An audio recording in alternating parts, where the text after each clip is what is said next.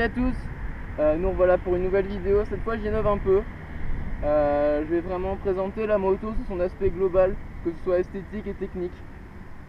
J'ai fait quasiment 1700 km, je l'ai bien prise en main. Je peux vraiment vous dire mes ressentis et vraiment mon compte rendu sur vraiment ce qu'elle vaut. Niveau caractéristiques moteur, je vais pas trop en parler. Si vous avez des questions, posez-les moi, mais de nombreux magazines moto ont déjà fait des reportages sur ça. Vous trouverez vraiment tout ce que vous voudrez et à mon avis ils en parleront mieux que moi. Niveau moto, je vais commencer par les points forts et points faibles. Les choses qui fâchent en premier, les points faibles. Mais justement c'est ça le problème, c'est que niveau points faibles, et bah je les cherche encore. Il y en avait peut-être un au début, c'était le poste de pilotage. Celui-là je l'ai changé. Je dis bien je l'ai changé parce que j'ai eu des commentaires. Est-ce que ton poste de pilotage est d'origine? Non. Je l'ai acheté chez un magasin spécialisé qui eux-mêmes me l'ont monté. Donc ça rend vraiment bien. Au début j'avais des doutes, mais avec le Grimat ça rend vraiment une belle finition. Donc là ce poste de pilotage par rapport à celui d'origine est plus bas. Donc on a une conduite un peu plus penchée et plus sportive. Et il est plus large. Parce que celui d'origine est plus étroit. Et je me sentais un peu justement trop étroit et j'avais du mal. Après c'est vraiment chacun va ressentir la moto comme il le sent. Moi je la ressens beaucoup mieux comme ça. Justement niveau accessoires, pendant que j'en parle, donc sur la mienne vous avez des liserés de jantes spéciales Yamaha. Donc le poste de pilotage comprenant le guidon Rizoma, poignée Rizoma, embout de guidon Rizoma et rétroviseur shaft. Je vais quand même vous dire les prix si jamais vous êtes intéressé pour en avoir. Les liserés de jantes, il faut compter une trentaine d'euros pour tout. Le poste de pilotage plus main d'œuvre, environ 350 euros. Et niveau accessoires, j'ai aussi mis un support de plaque court. Le support de plaque court, alors ça dépend, le mien c'est spécial MT-07.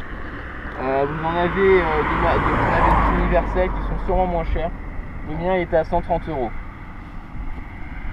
Le gros accessoire, je sais que tout le monde attend avec impatience, et moi le premier, c'est cette fameuse ligne à Krapovic pour remplacer celle d'origine. Le bruit est assez sympa, mais la moto ne respire pas vraiment. C'est vraiment dommage, je pense que ce bicylindre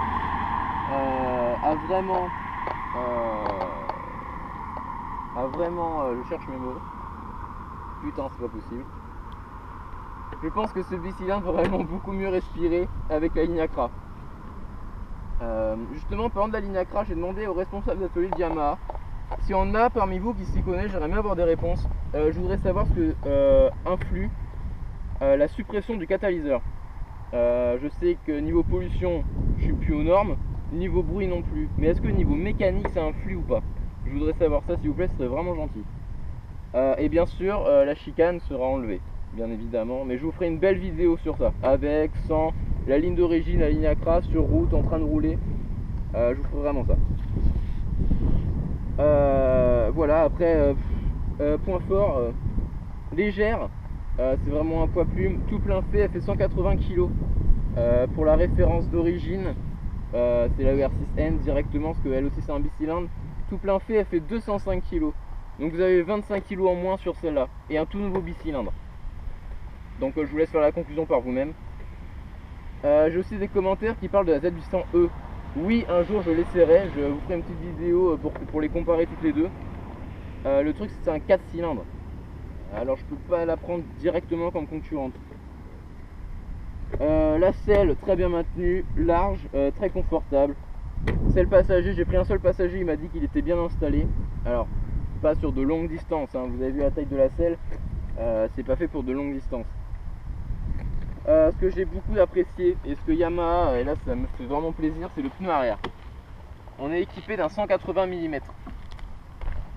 Normalement sur la catégorie de ces motos et la puissance de cette moto, on est généralement sur du 160. Il y a beaucoup de débats sur ce pneu. Il y en a qui disent que pour une catégorie de moto comme ça sert à rien d'avoir un 180. Pour moi si, tenue de route elle est mieux, et niveau look ça en jette. Après, niveau poids, oui, on en gagne. On en gagne dans le sens où on prend du poids. Je sais pas vraiment de combien entre le 160 et le 180. J'essaierai de me renseigner pour vous dire. Sinon, qu'est-ce qu'on peut dire de ce petit joujou? Voilà, hein, légère, puissante, maniable. Niveau régime moteur, quand on est en ville, en dessous de 2000 tours, ça tape un peu. Il faut y aller mollo, il faut y aller vraiment en étant fluide avec la poignée de gaz.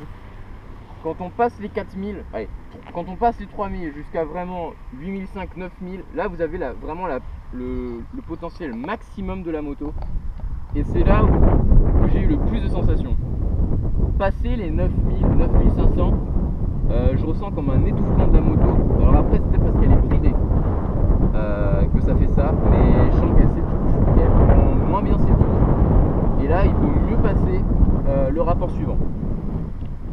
Oui, donc vu que j'ai parlé du bridage, je suis en 47 chevaux 5, hein, c'est une moto A2. La moto en full version non bridée fait 75 chevaux, 74,8 exactement. Donc honnêtement je vous la recommande. J'ai fait pas mal de vidéos, que ce soit rapide, lent, vraiment des essais. Justement je me suis acheté le harnais pour que vous voyez le compteur niveau, pour comparer ma vitesse avec le régime moteur et les rapports que j'engage. S'il y a des connaisseurs, je pense que ça va les aider à se situer par rapport à la puissance et vraiment la capacité de ce bicylindre. Concernant mes vidéos, ça me fait vraiment plaisir. Au début je faisais vraiment ça pour m'amuser, je pensais pas que ma chaîne, bon, elle marche pas super bien, mais elle commence à se développer petit à petit, ça me fait vraiment plaisir. Passe la seconde, Bobby, ça le fera mieux.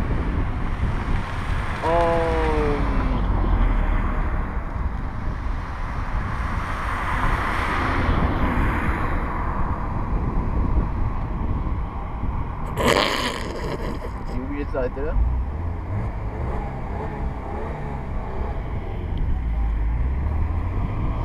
On refera pour les remerciements. Hein. Attends, vas-y, on refait les remerciements. Justement par rapport à ma chaîne, je tenais vraiment à vous remercier pour vos commentaires, toutes vos vues et vos abonnements, ça me fait vraiment plaisir. Je pensais pas qu'elle marcherait, bon pas aussi bien, mais au début je fais vraiment ça pour m'amuser, pour faire découvrir la moto aux gens qui n'ont pas eu l'occasion de l'essayer ou de la voir, ou enfin qui veulent vraiment se faire une idée. J'espère que ça va évoluer. Je vais essayer d'introduire de nouvelles technologies dans mes vidéos, notamment un micro dans mon casque pour que je puisse commenter mes vidéos en même temps et arrêter de faire le petit montage des petits textes parce que c'est assez chiant à faire. Et voilà, si vous avez des idées, des questions, des demandes sur de prochaines vidéos, des sujets à me proposer, n'hésitez pas, c'est vraiment avec plaisir que je les prendrai en compte et que j'y répondrai le mieux possible. Et faites attention à vous et à la prochaine.